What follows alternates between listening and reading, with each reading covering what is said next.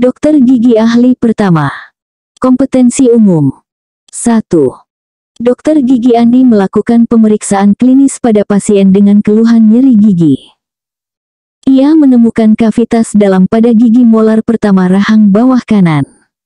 Apa langkah selanjutnya yang paling tepat dilakukan oleh Dokter Andi? A. Melakukan ekstraksi gigi. B. Memberikan obat penghilang rasa sakit. C. Melakukan tes vitalitas pulpa. D. Langsung melakukan penambalan gigi. E. Merujuk pasien ke spesialis bedah mulut. Jawaban yang tepat dari soal di atas adalah C. Pembahasan dari pertanyaan di atas yaitu, bahwa langkah yang paling tepat adalah melakukan tes vitalitas pulpa untuk menentukan kondisi pulpa gigi sebelum menentukan rencana perawatan lebih lanjut. 2. Dokter Sinta, seorang dokter gigi, menerima pasien dengan keluhan gusi berdarah saat menyikat gigi. Pemeriksaan klinis menunjukkan adanya plak dan kalkulus subgingiva.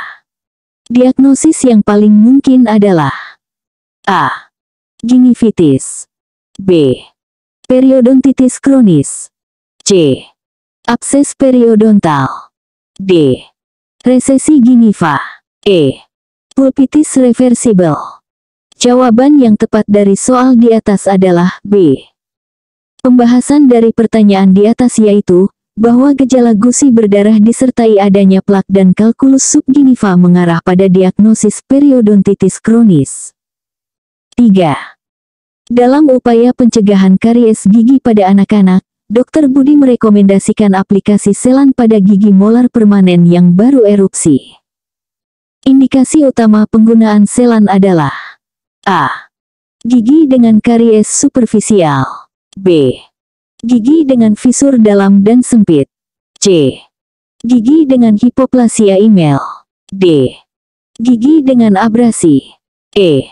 Gigi dengan fluorosis. Jawaban yang tepat dari soal di atas adalah B. Pembahasan dari pertanyaan di atas yaitu, bahwa selan diindikasikan terutama pada gigi dengan fisur dalam dan sempit untuk mencegah akumulasi plak dan karies. 4. Dokter Rini menghadapi kasus kegawat daruratan seorang pasien yang mengalami sinkop selama perawatan gigi. Tindakan pertama yang harus dilakukan adalah A. Memberikan injeksi epinefrin. B. Melakukan resusitasi jantung paru. C. Menghentikan prosedur dan memposisikan pasien. D. Memberikan oksigen 100%. E. Memanggil ambulans. Jawaban yang tepat dari soal di atas adalah C.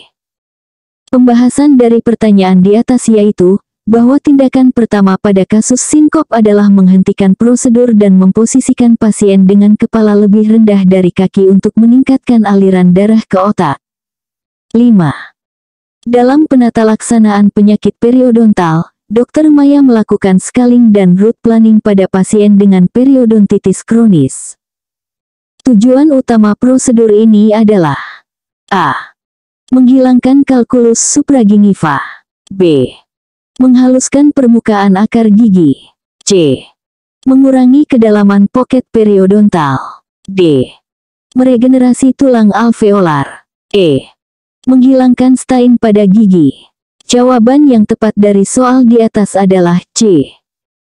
Pembahasan dari pertanyaan di atas yaitu, bahwa tujuan utama scaling dan root planning adalah mengurangi kedalaman poket periodontal dengan menghilangkan plak, kalkulus, dan toksin dari permukaan akar.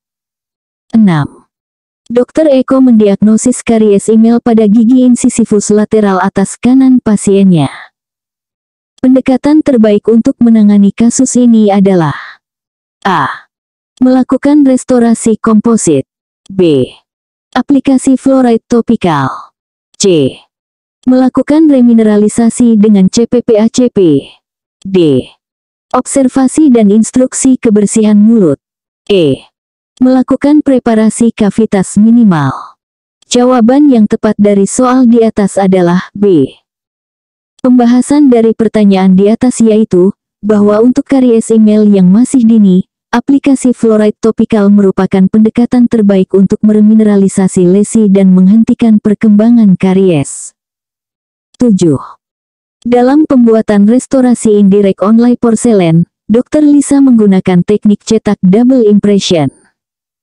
Bahan cetak yang paling tepat digunakan untuk teknik ini adalah A. Alginat, B. Polyester, C. Zinc oxide eugenol, D. Polyvinyl siloxan, E. Agar. Jawaban yang tepat dari soal di atas adalah D. Pembahasan dari pertanyaan di atas yaitu, bahwa polyvinyl siloxan adalah bahan cetak yang paling tepat untuk teknik double impression karena memiliki akurasi tinggi dan stabilitas dimensi yang baik. 8. Dr. Hadi melakukan perawatan saluran akar pada gigi premolar kedua rahang atas dengan diagnosis pulpitis irreversible. Setelah preparasi, ia menemukan 3 saluran akar. Kemungkinan konfigurasi saluran akar yang paling mungkin adalah A.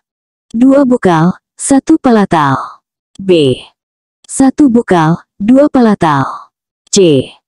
2 mesial, 1 distal, D.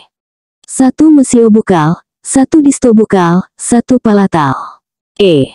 3 bukal. Jawaban yang tepat dari soal di atas adalah D. Pembahasan dari pertanyaan di atas yaitu, bahwa konfigurasi saluran akar yang paling umum pada premolar kedua rahang atas dengan 3 saluran adalah 1 mesiobukal, 1 distobukal, dan 1 palatal. 9. Dalam proses pencabutan gigi molar ketiga rahang bawah yang impaksi, Dr. Wati mengalami kesulitan. Teknik yang paling tepat untuk mengatasi resistensi gigi adalah A. Odontektomi, B. Ekstraksi forceps, C. Elevasi dengan elevator lurus, D. Ekstraksi dengan tang akar, E. Hemiseksi. Jawaban yang tepat dari soal di atas adalah A. Pembahasan dari pertanyaan di atas yaitu, bahwa odontektomi atau pembagian gigi menjadi beberapa bagian adalah teknik yang paling tepat untuk mengatasi resistensi pada pencabutan gigi molar ketiga impaksi yang sulit. 10. Dr. Yanto akan membuat gigi tiruan sebagian lepasan untuk pasien dengan kehilangan gigi posterior bilateral. Desain cengkeram yang paling sesuai untuk kasus ini adalah A. Cengkeram sirkumferensial, B. Cengkeram kombinasi, C. Cengkeram continuous clasp, D. Cengkeram RPI, E. Cengkeram Akers. Jawaban yang tepat dari soal di atas adalah B. Pembahasan dari pertanyaan di atas yaitu, bahwa cengkeram kombinasi adalah pilihan terbaik untuk kasus kehilangan gigi posterior bilateral karena memberikan retensi dan stabilisasi yang optimal. 11. Dalam prosedur restorasi komposit kelas 2, Dr. Nia menggunakan sistem bonding total edge. Urutan aplikasi yang benar adalah A. Etsa, Prime, Bond, B. Prime, Etsa, Bond, C. Bond, Etsa, Prime, D. Etsa, Bond, Prime, E. Prime, Bond, Etsa. Jawaban yang tepat dari soal di atas adalah A. Pembahasan dari pertanyaan di atas yaitu, bahwa urutan yang benar untuk sistem bonding total edge adalah Etsa, Prime, kemudian Bond untuk mencapai adesi optimal antara gigi dan restorasi. 12. Dr. Dedi menerima hasil radiografi panoramik seorang pasien dan menemukan area radiolusen berbatas tegas di apeks gigi premolar pertama rahang bawah. Diagnosis yang paling mungkin adalah A. Kista radikuler, B. Granuloma periapikal, C. Abses periapikal, D. Ameloblastoma unikistik, E. Osteomilitis. Jawaban yang tepat dari soal di atas adalah A. Pembahasan dari pertanyaan di atas yaitu, bahwa area radiolusen berbatas tegas di apeks gigi mengarah pada diagnosis kista radikuler, yang merupakan lesi inflamasi kronis yang berkembang dari granuloma periapikal. 13. Dalam penulisan resep untuk pasien dengan infeksi odontogenik, Dr. Fajar memilih antibiotik amoksisilin. Dosis yang tepat untuk pasien dewasa adalah A. 250 mg 3x sehari. B. 500 mg 3x sehari. C. 1000 mg 2x sehari. D. 1500 mg 1x sehari. E. 2000 mg 3x sehari. Jawaban yang tepat dari soal di atas adalah B. Pembahasan dari pertanyaan di atas yaitu, bahwa dosis amoksisilin yang tepat untuk infeksi odontogenik pada pasien dewasa adalah 500 mg 3x sehari selama 5-7 hari. 14. Dr. Sari menghadapi kasus pasien yang menuntut ganti rugi atas hasil perawatan gigi yang dianggap tidak memuaskan. Langkah pertama yang harus dilakukan Dr. Sari dari aspek mediko-legal adalah A. Langsung menyetujui tuntutan ganti rugi. B. Menolak semua tuntutan pasien. C. Memeriksa dan mengevaluasi rekam medis pasien. D. Merujuk pasien ke dokter gigi lain. E. Mengabaikan tuntutan pasien. Jawaban yang tepat dari soal di atas adalah C. Pembahasan dari pertanyaan di atas yaitu, bahwa langkah pertama yang harus dilakukan adalah memeriksa dan mengevaluasi rekam medis pasien untuk memastikan bahwa semua prosedur telah dilakukan sesuai standar praktik yang berlaku. 15. Dr. Rani menerima pasien dengan keluhan sakit pada sendi temporomandibular disertai keterbatasan membuka mulut. Setelah melakukan pemeriksaan, ia memutuskan untuk merujuk pasien. Spesialis yang paling tepat untuk rujukan kasus ini adalah A. Spesialis bedah mulut. B. Spesialis prostodonsia. C. Spesialis ortodonsia. D. Spesialis penyakit mulut. E. Spesialis konservasi gigi. Jawaban yang tepat dari soal di atas adalah A. Pembahasan dari pertanyaan di atas yaitu, bahwa kasus gangguan sendi temporomandibular dengan keterbatasan membuka mulut sebaiknya dirujuk ke spesialis bedah mulut untuk evaluasi dan penanganan lebih lanjut.